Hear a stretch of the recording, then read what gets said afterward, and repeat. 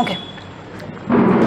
So this is the basic structure of a chromosome, which has two arms. This two arm is called chromatid arm, and as we know, in between this chromatid arm we have chromatin fiber, just like this.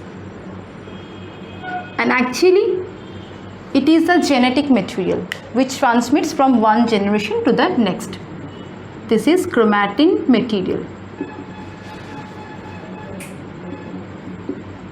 Now, this chromatin material is composed of nucleic acid,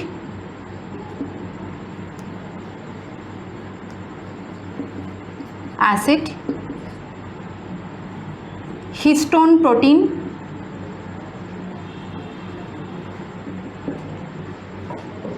non-histone protein,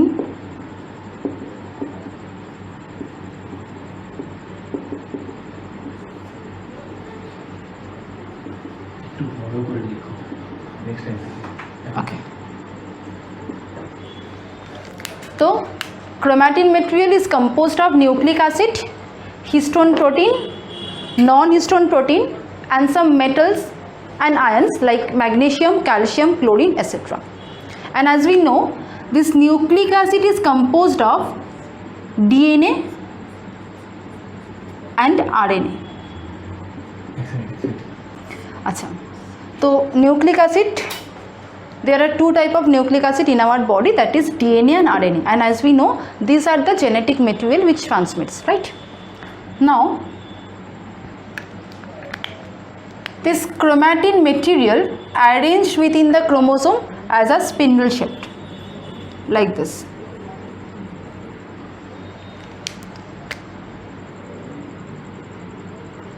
কি হয় দেখ এবার যদি আমি basic DNA আর RNA দুটো স্ট্রাকচারকে study করি।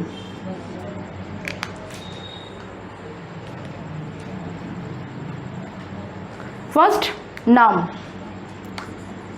DNA এর full form হচ্ছে ডিঅক্সি রাইবোস নিউক্লিক অ্যাসিড, আর আরএনএ এর ফুল ফর্ম হচ্ছে রাইবো নিউক্লিক অ্যাসিড। তো ডিফারেন্সটা কোথায়? ডিফারেন্স এই ডিঅক্সি। এবার যদি আমি কেমিক্যাল ডিফারেন্স দেখি, ফার্স্ট আমরা কেমিক্যাল ডিফারেন্সটি স্টাডি করব। যদি কেমিক্যাল ডিফারেন্স দেখি তাহলে আমি একটা যদি স্ট্রাকচার ড্র করি, এই রাইবোস একটা পেন্টোজ সুগার, মানে 5 কার্বন কন্টেইনিং সুগার। তো কেমন দেখতে হয় দেখ,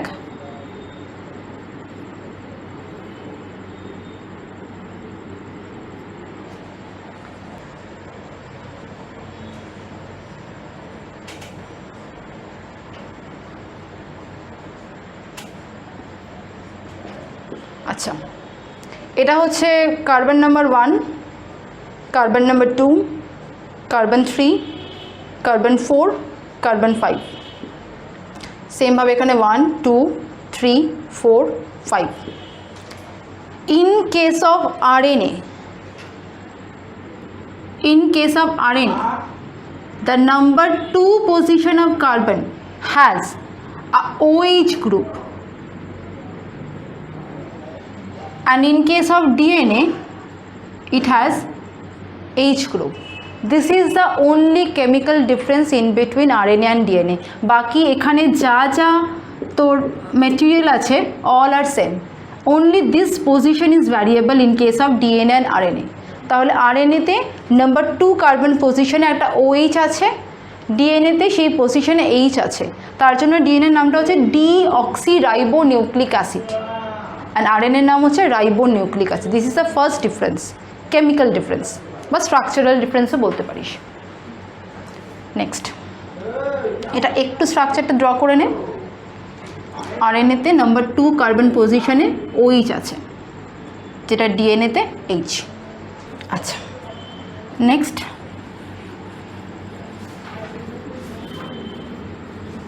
এবার আমরা দুটো টার্ম স্টাডি করব, একটা হচ্ছে নিউক্লিওটাইড, একটা হচ্ছে nucleoside.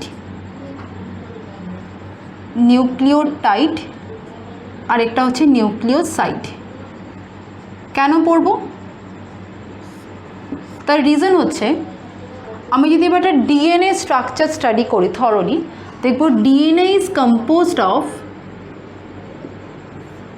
Nucleotide, not side, nucleotide, nitrogenous base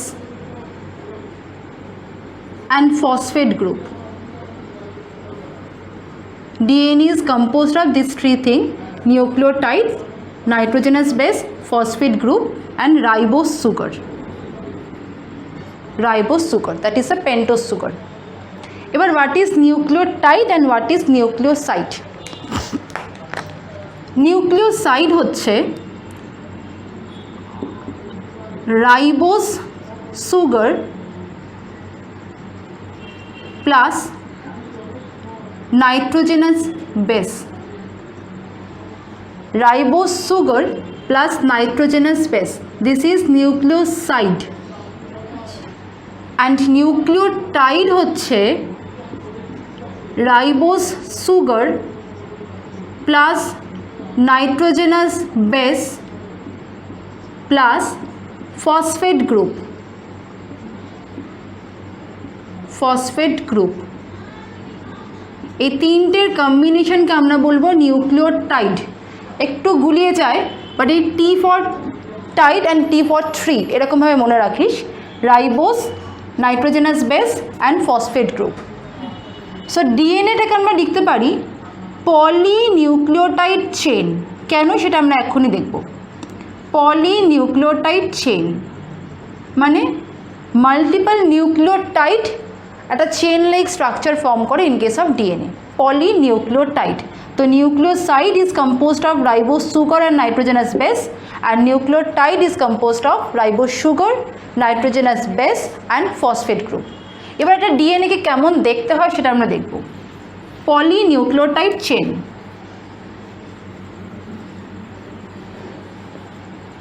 normally আমরা যেই ডিএনএগুলো স্টাডি করি সেই ডিএনএ হচ্ছে B type of DNA. B DNA অনেকগুলো টাইপ হয়, এ ডিএনএ হয়, জেড ডিএনএ হয়, বি ডিএনএ হয়। আমরা বেসিক্যালি আমাদের বডিতে মানে ইউক্যারিওটসের বডিতে যেগুলো মেইনলি থাকে that are B DNA. And এই নামগুলো হয়েছে কিসের রেসপেক্টে, ওরা কীরকমভাবে তো টুইস্ট অ্যান্ড টার্ন করছে তার উপর ডিপেন্ড করে A DNA, B DNA, Z DNA এরকম নাম হয়। সো ইউক্যারিওটসের বডিতে মেইনলি আমার এই বি ডিএনএটা থাকে, তো আমরা বি ডিএনএ নিয়ে পড়ব। নর্মাল যদি আমরা ডিএনএ স্ট্রাকচার দেখি ঠিক এরকম দেখতে হয়।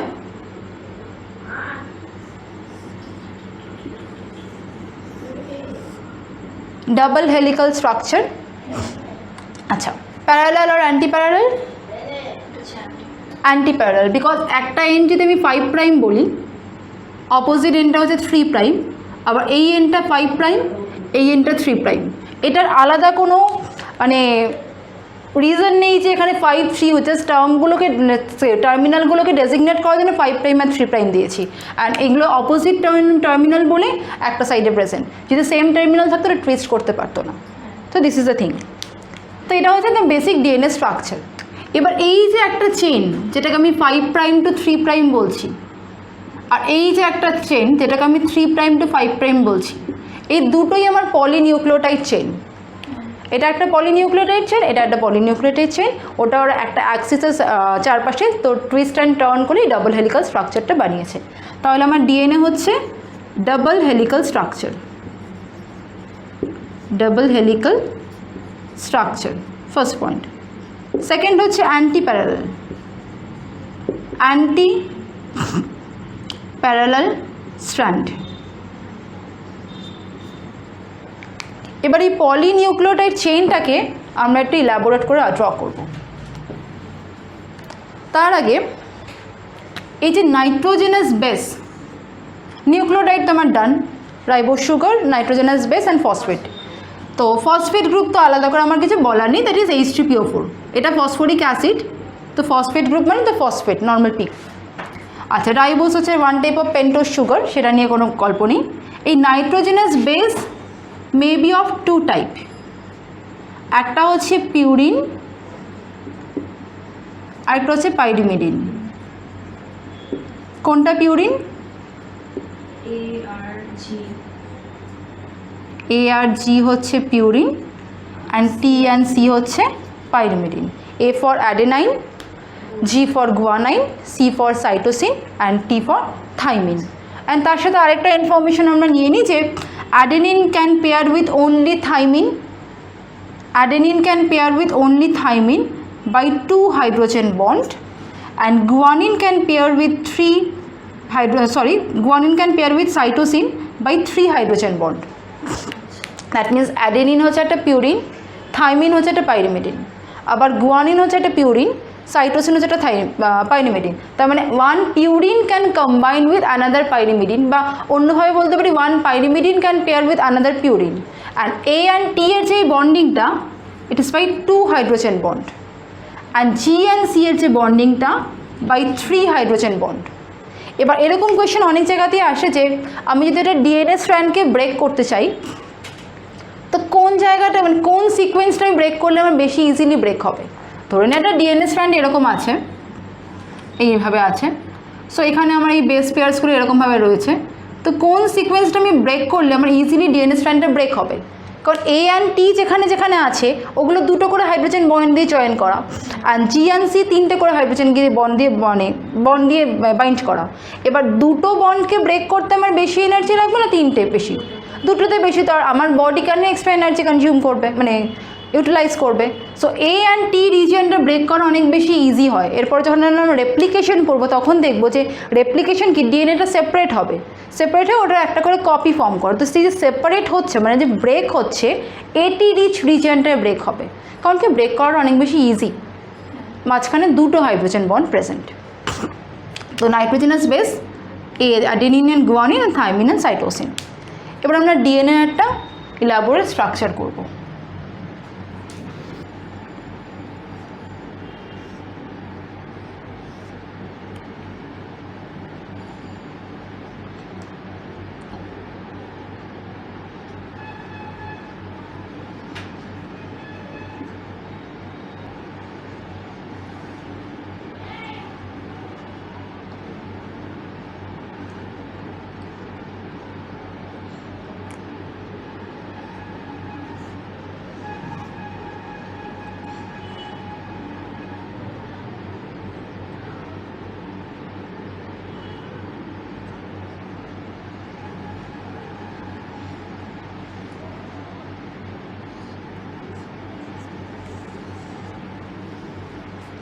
এটা হচ্ছে একটা নিউক্লিওটাইডের স্ট্রাকচার, একটা নিউক্লিওটাইডের structure, ribose sugar, nitrogenous base, phosphate group. DNA is a polynucleotide chain. So এরকম প্রচুর নিউক্লিওটাইড একসাথে জুড়বে। মানে রিজিয়ন্সগুলো দেখ কোন পোর্শনে জুড়ছে। আরেকটা রাইবোজ সুগার যার এখানে একটা নাইট্রোজেনাস বেস আছে, ফর এক্সাম্পল এ আছে।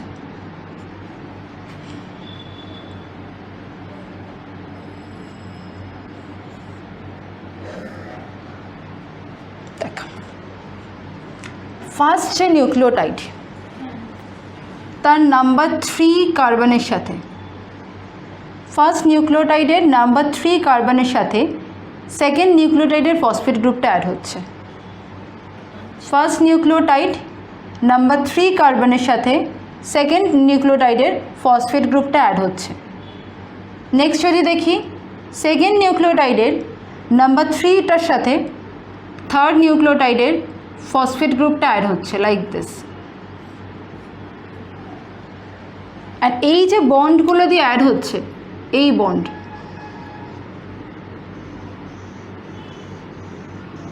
এই যে বন্ডগুলো দিয়ে অ্যাড হচ্ছে, এই বন্ডগুলোকে আমরা বলি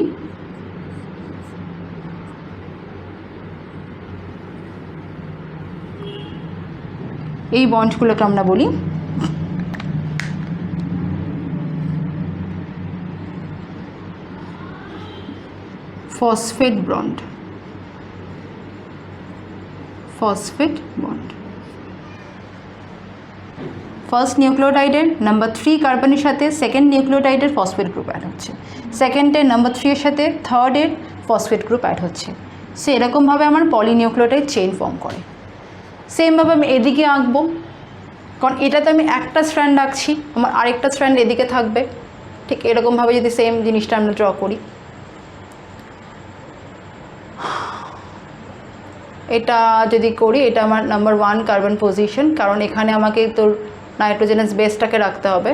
এখানে সি আছে, তার রেসপেক্টিভলি আমি এখানে রাখবো জি রাখবো। আচ্ছা, এখানে 1 2 3, এখানে আমার থাকবে ফসফেট গ্রুপ, সরি নাম্বার 3 তো।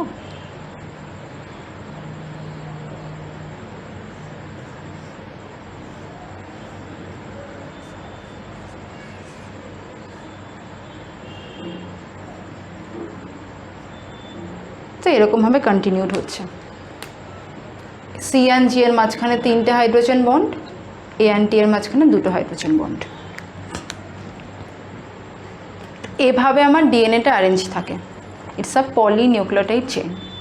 মনে রাখতে হবে কোন কার্বনের সাথে কোনটার ফসফেট গ্রুপ অ্যাড হচ্ছে, এই একটা জায়গা মনে রাখার জায়গা। আর আরেকটা হচ্ছে নিউক্লিওসাইডের টোটাল স্ট্রাকচারটা, এটা একটা মনে রাখার জায়গা। বেস পেয়ারগুলোর পেয়ারিংটা একটা মনে রাখার জায়গা, কারণ এরকম লেন্থের উপর ডিপেন্ড করছে ডিএনএটা কত লম্বা। বেসিক নর্মালি আমাদের যে নর্মাল সেলে যে ডিএনএ থাকে সেটা হচ্ছে তো 200 মিটার লং। তো সেই অ্যাকর্ডিংলি তোর বেস পেয়ারগুলো বা নিউক্লিওটাইডগুলো অ্যারেঞ্জ থাকে। তো এটা হচ্ছে বেসিক একটা ডিএনএ স্ট্রাকচার। এবার যদি এখান থেকে কিছু অঙ্কও আসে, আমি পরের জিনিসটা বলে অঙ্কগুলো বলবো।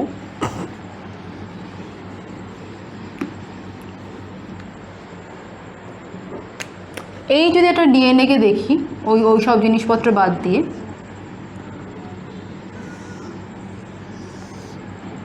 এটা 5, এটা 3, এটা 5, এটা 3, এই রিজিয়নটা দেখ, এই রিজিয়নটা, এটা একটা কমপ্লিট টার্ন। কি করে বুঝলাম কমপ্লিট টার্ন? দেখ 1 2 হয়ে পুরোটা এস হচ্ছে না, একটা পুরো এস হচ্ছে না। আবার এটা দেখ একটা পুরো এস টাইপ স্ট্রাকচার হচ্ছে না, মানে এইটা পুরো একটা এস, এই টার্মিনাল টু এই টার্মিনাল, এই টার্মিনাল টু এই টার্মিনাল। এই যে লেন্থটা, এই লেন্থটাকে আমরা বলবো a complete turn, a complete turn। And calculate করে দেখা গেছে এই যে কমপ্লিট টার্নের মধ্যে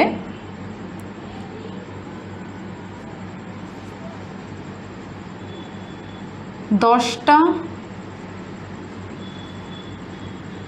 নিউক্লিওটাইড আছে।